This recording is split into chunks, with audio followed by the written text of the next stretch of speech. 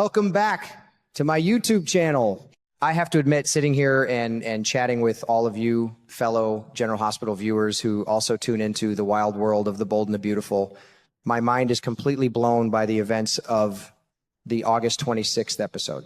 I have been watching these daytime dramas for many decades, and it takes a lot to genuinely shock an old guy like me.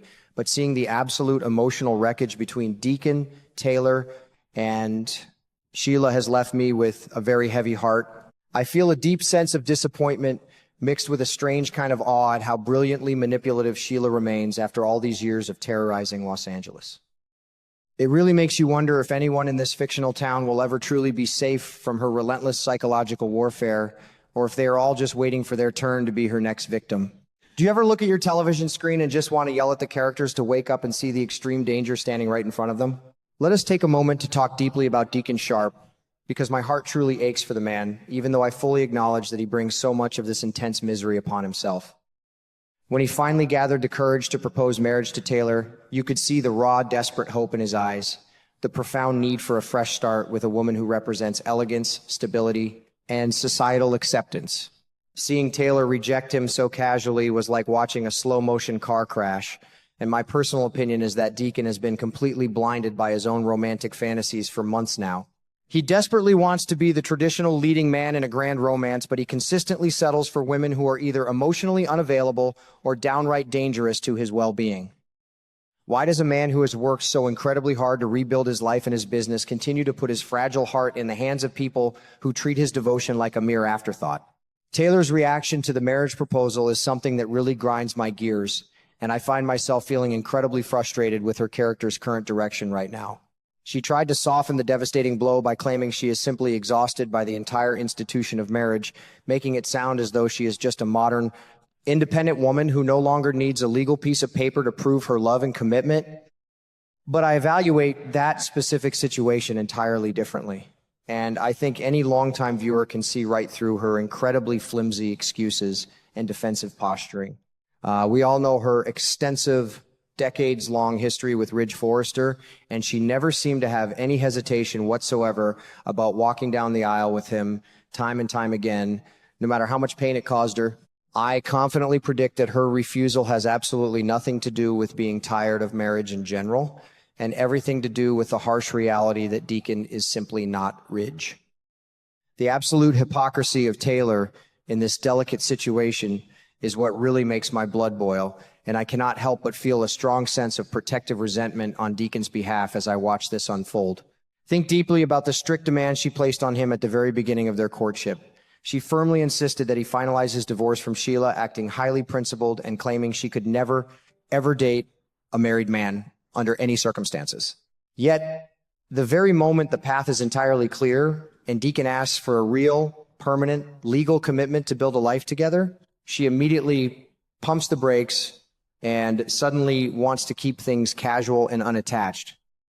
It is a glaring, massive double standard that makes me view Taylor in a much harsher, less sympathetic light than I ever have before. How can any reasonable person demand that a man completely upend his life and sever a legal bond only to offer him a half-hearted, non-committal relationship in return for his massive sacrifice? Watching Deacon try to rationalize Taylor's painful rejection is utterly heartbreaking to witness, and it shows a level of emotional vulnerability that makes me genuinely worry for his future mental state. He was so incredibly quick to make excuses for her behavior, joking that marrying Ridge so many times would make absolutely anyone sick of weddings and formal commitments, but you could easily see the deep pain simmering just beneath the surface of his forced, tragic smile. I firmly believe that Deacon knows, deep down in his very soul, that Taylor's hesitation is a massive red flag waving in his face, but he is actively choosing to live in a state of denial because the raw truth is just too painful for him to accept right now. He is desperately clinging to the tiny crumbs of affection and companionship she offers, convincing himself that just being together without a title is enough for him. But how long can a passionate man survive on emotional scraps before his heart completely starves? Enter the infamous Sheila Carter, the absolute master manipulator who can smell emotional bleeding from a mile away. And I have to say, her timing is as impeccably terrifying as it has always been. When she boldly confronted Deacon about his freshly failed proposal, she did not come offering gentle comfort or a shoulder to cry on. She came armed with a psychological scalpel, ready to surgically dissect his deepest insecurities and expose the gaping wounds in his fragile relationship with Taylor. Sheila astutely pointed out the brutal truth that Taylor happily agreed to marry Ridge multiple times in the past, highlighting the painful fact that Taylor is perfectly fine with the concept of marriage, just not marriage to a man like Deacon. My evaluation of Sheila in this chilling moment is that she is playing a brilliant, albeit deeply evil, game of emotional chess, moving her human pawns with ruthless, calculated precision. She knows exactly which buttons to push to shatter Deacon's fragile illusions, and I am genuinely terrified of what dark path she will lead him down next.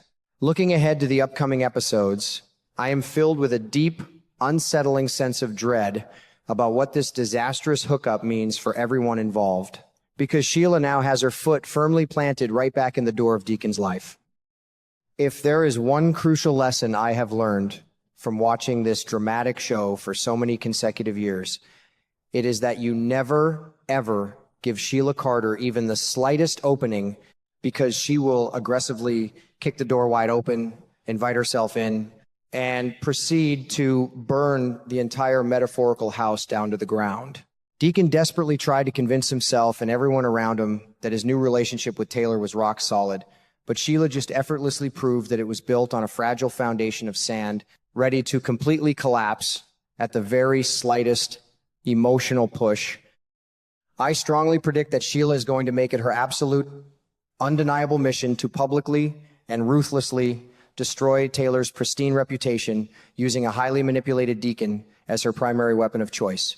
How much more devastating collateral damage will we all have to witness before someone finally steps up and puts a permanent stop to Sheila's endless reign of emotional terror? As I wrap up my extensive thoughts on this chaotic, heartbreaking storyline, I cannot help but feel a lingering, profound sadness for the incredibly messy, endlessly complicated lives of these television characters we have grown to know so intimately over the decades. We sit in our living rooms and watch them make the exact same mistakes, fall for the exact same blatant lies, and completely break their own hearts over and over again, yet we simply cannot bring ourselves to look away from the screens. I firmly believe that Deacon's ultimate tragic flaw is his deep-seated inability to believe that he actually deserves true, uncomplicated, and healthy love, which is exactly why he constantly sabotages his own life the very moment he gets close to genuine happiness. I am incredibly curious to see exactly how the brilliant writers will handle the massive, inevitable fallout of this disastrous night of passion, and whether Deacon will ever find the inner strength to stand on his own 2 feet without needing a woman to validate his existence. Until then, my fellow dedicated viewers, we will just have to keep watching together, always hoping for the best outcomes, but forever bracing ourselves for the absolute worst when it comes to the highly complicated matters of the heart in Los Angeles.